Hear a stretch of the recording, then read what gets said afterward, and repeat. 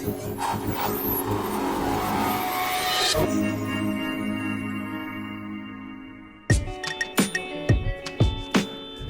one is looking like this in a linear restaurant.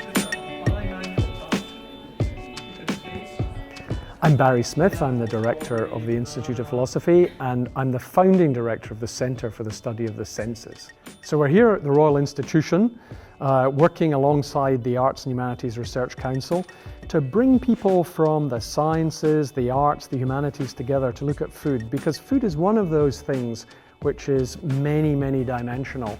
You've got a historical object, you have a cultural object, an economic object, something chemical, something perceptual. All of these sciences and arts can be combined when we're looking at food, how it's presented, what its aesthetics are, how we enjoy it, how it works on us, how we grow it. People are fascinated by food, and so by coming together at the Royal Institution, we're going to get people to explore how their senses work so that they become a little more aware of what's going on in them and even more aware of what they're eating. Hello, good evening, and welcome to Food, the Brain, and Us. Food is one of those things which we have been attending to from birth. We have a sense that discriminates our engagement with the world immediately that we're born, giving us liking or disliking, giving us a way of interacting with those things that we put in our mouths or won't keep in our mouths for long. And because food has now become a source of adventure for us, and the choice is proliferating all over the Western world, and we're mixing up cultures, flavors, we found out not only about what we can eat and where it came from, but we're starting to investigate even more seriously what happens in us when we eat. All of the things that go on in our brain, in our senses, and the combinations of those to give us the flavor experiences that we like, we prefer, and that drive us to select our particular favorite food choices. Now, this evening is a chance for us to do the theoretical part of it. We're going to look at the science, both of what comes to us in eating, but also what happens to us when we eat. And as well as doing the science, we're going to remind you there are not only theoretical gains to be had here, but food is also fun. And you're going to, I hope, experience that, because after the theoretical part, you're going to have a practical part. We're going to take you out and give you a tasting menu of experiences where we'll try to demonstrate to you some of the things that are going on. Finally, we'll hear from Charles Michel, a trained chef, trained in one of the most prestigious chef schools in Lyon, in Paul Bocuse, but also Colombian, and who is very interested in how he can bring a very strict and traditional, rather classical training in cuisine, together with the range of products and ingredients that you might find in Colombia and in South America. And how can you combine those? And can you combine them successfully, or will it always be, for both the Europeans and the South Americans, a little bizarre? He's going to give you lots of experiences later, which will be quite bizarre. But as we talk about different cultures, as you have, we're crossing cultures because we are having Charles Michel, a trained chef, who's going to tell us a little bit about his adventures and also tell us why the multisensory means so much to him.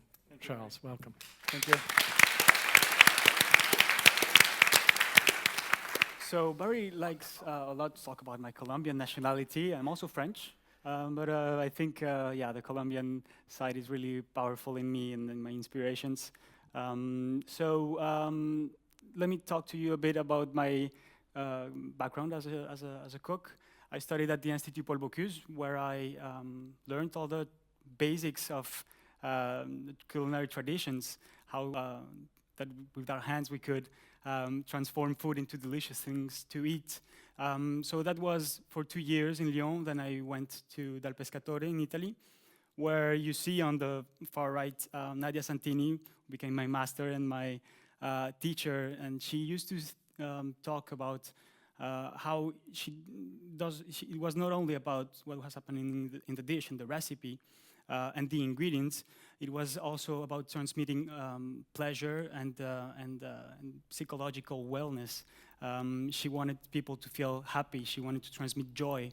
And that's what I saw in people coming to the restaurant, and it was beautiful because they were living this amazing experience where they met this family, Santini family, who has been around since 1927. This restaurant, grandmother Bruna in the middle is still doing the risotto today. So today Wednesday, she's probably in the kitchen and she won't let anyone touch her risotto. So it was beautiful to live that experience. And so the approach to traditions that they had at the Pescatore, the wellness that they wanted to transmit to their clients, the culinary technique. Then I went back to Colombia, where here I'm on a beach. I'm cooking on a beach with a beautiful tradition bearer. She taught me there. We were cooking a lobster in some kind of Colombian sauce with coconut milk. So I had this beautiful experience of re-meeting my country, my Colombian nationality through its flavors. So at the same time, I was also doing consultancy for restaurants, teaching and cooking schools, and doing my own events where I could also play with all these ingredients. But Colombians weren't so keen on their own ingredients. So I found that was quite frustrating because I knew that a good dish was about the technique that I learned in France, mainly about the products and the relationship to the quality and the relationship to the earth somehow, and about passion. But I served this dish, for example, and if I told the name of that dish to my clients in Colombia, they would say, no, we don't want that. We don't want that. That's not good. It's a hogao. It's a Colombian sauce, traditional Colombian sauce, and they would say, no, that's no good. Coconut milk, no, we don't want that. Cook us some risotto, you know that, you've done it. I never did a risotto before when I came out of the Pescatore, but that's what they wanted me to cook for them. So they were kind of blinded, and they wouldn't recognize the beauty of Colombian ingredients. So that led me to that salad in particular. So I was a bit frustrated that I couldn't cook Colombian traditions because they wouldn't buy it, basically. So I got inspired by this painting by Kandinsky at the MoMA Museum, and I transformed the aesthetic message of Kandinsky into a salad, and there Colombians loved it. So that was really interesting. So Charles Spence was there the first time I prepared this salad.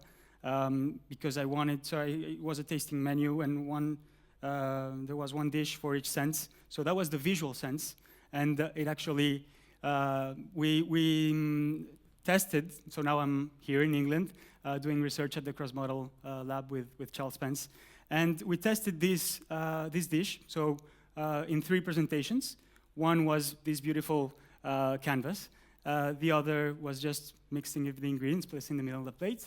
The other one was just the ingredients placed side by side. And the interesting thing was that people liked more intuitively recognize the artistic presentation. They found it to be more complex. They liked it more, and when they tried it, they rated it as being more flavorful, even though it was the exact same quantity of the same ingredients. So that means either, well, first of all, that with our eyes first, and what we see determines, or the expectations we have determine our flavor perception, and also that somehow we can eat art. I go back to this beautiful quote by Auguste Escoffier, who actually came to London and became famous in London more than 100 years ago. So he said, culinary art, by the form of its manifestations, depend on the psychological state of society. And I think that's really, really important, because the way we eat means a lot, says a lot about the way we relate to our planet somehow, and to the other humans. So what would be the future of food? I think that's a question that we have to really focus on today, and we have big challenges, like being 20 billion humans in a few decades, or like global warming, and we know now that the way we eat affects that. So what's the future of food? I'm going to go to the next slide, this one. What's the future of food? So there's neurogastronomy, beautiful tool that a few scientists are are going into, and the chefs are getting inspired by that.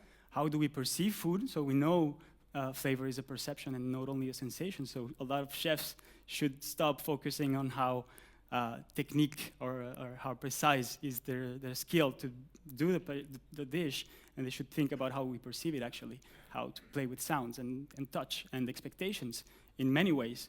So, for example, Caroline says she likes the cutlery on the fork on one particular side. I don't like forks. We have beautiful hands. We've got a beautiful evolutive tool that allows us to sense what we eat. So I think that's one of the things. If you have your hands cleaned in a restaurant, for example, and you eat with your hands, you're going to enjoy it more. That's you're going to integrate the touch in a much more pleasurable. And you all, I think we could do a research here, and I bet about 90% of you would say that they really enjoy eating with their hands. So that could be the neurogastronomy. There's gastrophysics, which is understanding the molecular and physical properties of the food, but also how we perceive them and how food also affects our physiology. And there's also a lot of beautiful molecules in food that can really excite us, like spicy, and well, we'll see soon. And there's this beautiful grasshopper there. I don't know if that gives you a smile or a bit of disgust. And I think neurogastronomy, both neurogastronomy, gastrophysics, can help us humans eat more insects, start eating them in the first place. And I think our meat-based diets today, like the way we eat on a daily basis in Western countries, is not sustainable. We know that.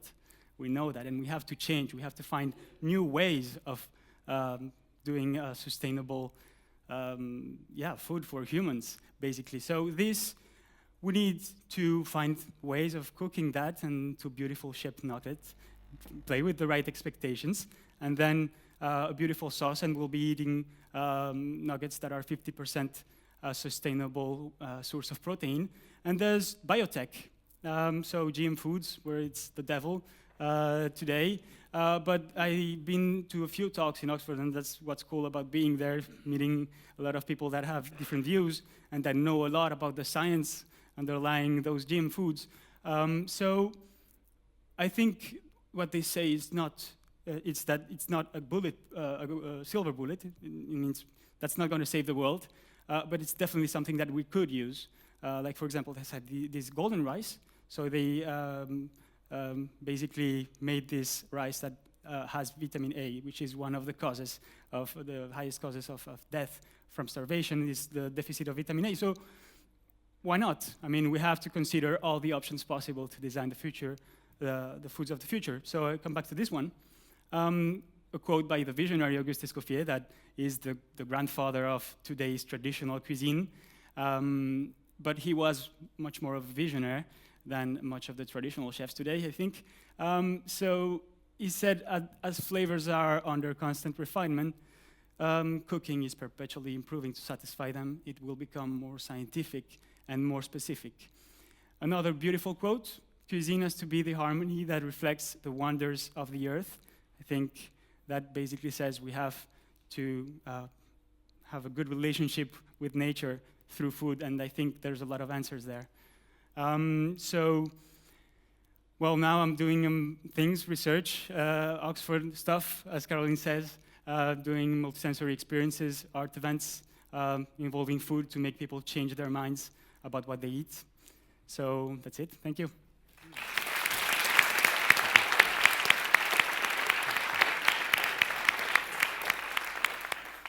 Thank you, Charles. That was great to have a wider perspective on what we're doing.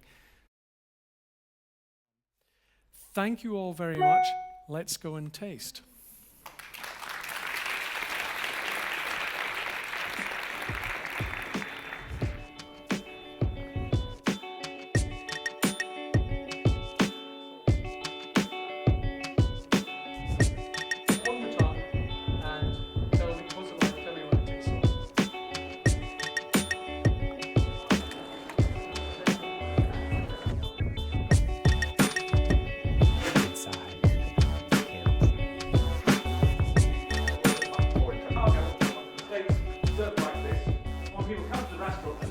absolutely amazing.